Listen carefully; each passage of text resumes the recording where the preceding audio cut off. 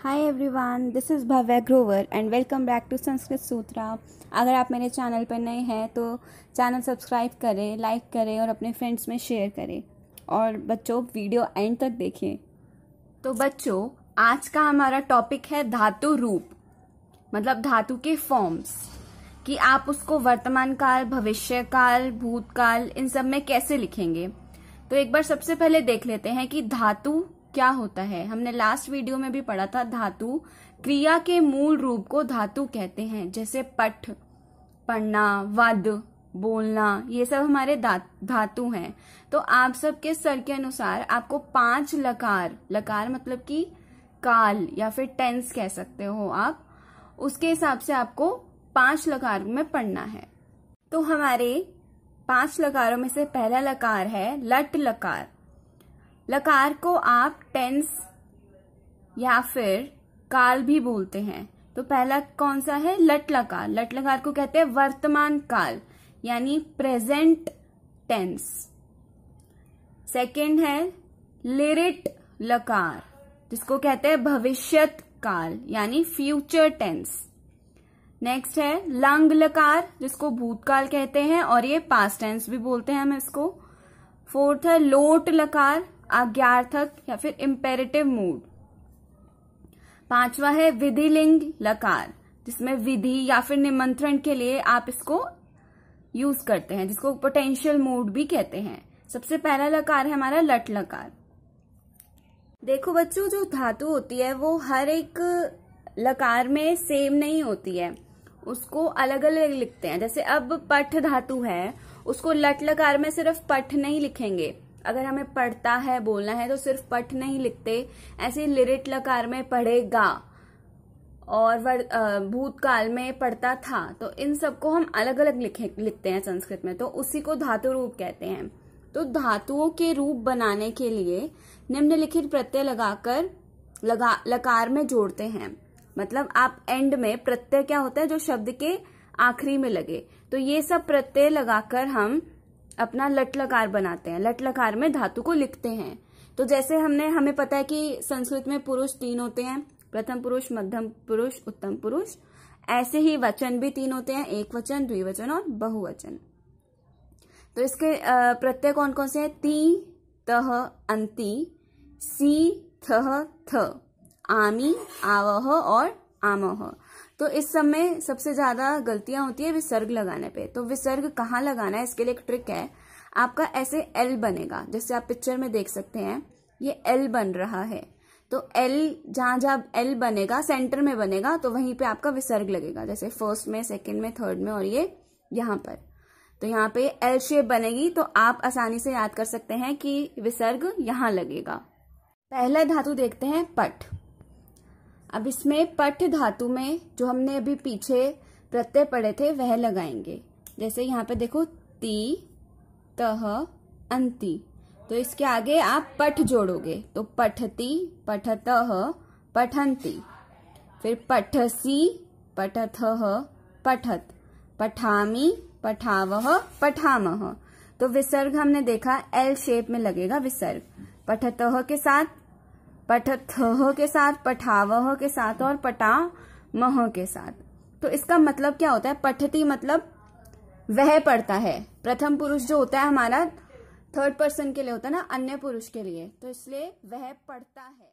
पठतः का मतलब वे 2 पढ़ते हैं, क्योंकि द्विवचन के लिए है तो वे 2 पढ़ते हैं। बहुवचन में वे सब पढ़ते हैं। अब मध्यम पुरुष किसके लिए होता है? तुम के लिए। तो तुम पढ़ते हो, तुम दोनों पढ़ते हो और तुम सब पढ़ते हो। ऐसे ही उत्तम पुरुष होता है, उसमें मैं आता है, तो मैं पढ़ता हूं, हम दोनों पढ़ते हैं और हम सब पढ़ते हैं। देखते हैं अस धातु का। अस मतलब होना। तो अस्ति, स्तः, सन्ति, असि, स्थः, स्थ, अस्मि, स्वः, स्मः। तो कुछ धातु ना ऐसी होती हैं जो थोड़ा चेंज हो जाती हैं। जैसे इसमें हमने अस का अस्ति लिखा, अब यहाँ पे अस्तः नहीं लिखते, हम स्तः लिखते हैं। ऐसे ही अगली धातु देखते हैं, क्री धातु। क्री का मतलब करना, तो ये भी थोड़ा सा इसमें चेंज होता है। इसमें होता है करोति, मतलब वह करता है। कुरुतः वे दो करते हैं, कुर्वन्ति वे सब करते हैं। ऐसे करोषि, अब यहाँ पे स नहीं आएगा, श आ जाएगा, क्योंकि जब भी र आता है तो स की जगह पे हम श लिखते हैं। तो तुम करते हो, तुम दोनों करते हो, तुम सब करते हो। करोमि मैं करता हूँ, कुर्वः हम दोनों करते हैं, कुर्मः हम सब करते हैं। नए धातुओं की PDF मैंने डिस्क्रिप्शन में डाल दी है, तो आप वहां से डाउनलोड करके याद कर सकते हैं। तो अगला लकार देखते हैं, लिरिट लकार। लिरिट लकार, लिरिट लकार को भविष्यत काल भी कहते हैं, मतलब फ्यूचर टेंस। तो इसके प्रत्यय देख लेते हैं। इसके प्रत्यय सेम है, ती तह अंति, बस फर्क इतना ही यहाँ पे स्य लग जाएगा, स्य। तो स्यति स्यतः स्यन्ति, स्यसि स्यथः स्यत्, स्यामि स्यावः स्यामः। आपको इसमें देखना होगा कि लिरिट लकार में क्या होता है, कहीं पे स्या लगता है, कहीं पे श्य लगता है। तो उसके लिए आप कैसे याद कर सकते हैं, ट्रिक है कि जो भी आ एंडिंग वर्ड्स होते हैं, आ एंडिंग शब्द, यानी कि जैसे पा, पा मतलब पीना, स्था, स्था मतलब बैठना, तो उनके साथ स्य लगता है। आ एंडिंग वाले शब्दों के साथ स्य लगेगा। और अगर ई की मात्रा किसी शब्द में आ रही है तो उसका ए हो जाता है। तो यानी कि मिल का मेलिष्यति होगा, लिख का लेखिष्यति। और आप कैसे याद कर सकते हैं, देखो जैसे भविष्यत काल है, अब यहाँ पे ईश्य आ रहा है, इससे आप याद कर सकते हो कि लिरिट लकार में ईश्य लगता है। जैसे आप पठ धातु का देखोगे, पठिष्यति वह पढ़ेगा, पठिष्यतः वे दो पढ़ेंगे, पठिष्यन्ति वे सब पढ़ेंगे। पठिष्यसि का क्या मतलब होगा, तुम पढ़ोगे, पठिष्यथः तुम दो पढ़ोगे, और पठिष्यतः तुम सब पढ़ोगे। पठिष्यामि का मतलब क्या होगा, मैं पढ़ूंगा, पठिष्यावः का हम दोनों पढ़ेंगे, पठिष्यामः का हम सब पढ़ेंगे। जैसे अभी हम संस्कृत हम सब पढ़ रहे हैं, तो आपको ट्रिक से याद रहेगा कि भविष्यत काल होता है लिरिट लकार का मतलब, तो ईश्य लग जाता है इसमें। अब इसमें कुछ महत्वपूर्ण धातु हैं जो कि लिरिट लकार में अलग लिखते हैं उनको, लट लकार में अलग लिखते हैं। तो जैसे अस धातु है, अस धातु का भविष्यति हो जाता है। गच्छ धातु का गमिष्यति। जैसे आप लट लकार में देखो तो गच्छ धातु का गच्छति होता है, तो लिरिट लकार में गमिष्यति हो जाएगा। पश्य धातु का दृश्य भी कहते हैं उसको, मतलब देखना, तो द्रक्ष्यति होगा। पा धातु का पास्यति, अभी मैंने बताया था ना आ एंडिंग वाले जो होते हैं उसमें स्य लग जाता है, तो इसलिए हमने यहाँ पे स्य लगाया। लिख का, अब यहाँ पे ई आ रहा है, तो ई का मैंने बताया था ए हो जाता है, तो लेखिष्यति। नृत का नर्तिष्यति, इच का एशिष्यति, मिल का मेलिष्यति। यहाँ पे ई आ रहा है इसलिए हमने ए कर दिया उसको। अन्य धातुओं की लिस्ट भी जो है मैंने डिस्क्रिप्शन में PDF में डाल दी है लिरिट लकार के लिए। अब आगे देखते हैं लंग लकार। लंग लकार को पास्ट टेंस यानी भूतकाल भी कहते हैं। इसके प्रत्यय देखते हैं। एक वचन में प्रथम पुरुष में त लगता है, त, फिर ताम, फिर अन, यहाँ अह, तम, त, अम, आव, आम। ये थोड़ा सा आपके लिए डिफिकल्ट होगा, इसके लिए हम ट्रिक देखेंगे। सबसे इम्पोर्टेंट बात ये याद रखनी है आपको कि लंग लकार में जो उपसर्ग होता है वो अ लगाते हैं और प्रत्यय में ये सब लगाते हैं। अब इसका वो देखते हैं ट्रिक। अब इसको क्या कैसे याद करोगे, 1 2 3 4 5 6 7 8 9, पहले तो ऐसे नंबर देख लेने हैं। अब क्या कहेंगे, जो जिसके पास हलंत है इसका मतलब वो लंगड़ा है, जिसके पास नहीं है मतलब उसके पास लाठी है। थोड़ा आप याद रखेंगे ये। अब जिसके पास आ की मात्रा है मतलब वो बड़ा भाई है, जिसके पास नहीं है तो वो छोटा भाई। अब देखते हैं ट्रिक क्या है। अब देखो, एक नंबर लंगड़ा है, एक नंबर लंगड़ा है, तो जब वो 6 पे जाता है तो उसको लाठी मिल जाती है, तो वो लंगड़ा नहीं रहता।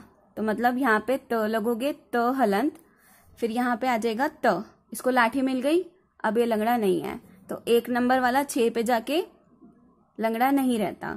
अगला क्या है, 2 नंबर वाला बड़ा भाई है। बड़ा भाई मैंने बताया था आ की मात्रा जिसमें होगी वो बड़ा भाई होगा, तो 2 नंबर वाला बड़ा भाई है और 5 नंबर वाला छोटा भाई है, तो बड़ा भाई छोटा भाई साथ साथ रहते हैं, इसलिए 2 5 हमने साथ साथ लिख दिया। अगला है 7 नंबर वाला। 7 नंबर वाला जो है वो छोटा भाई है।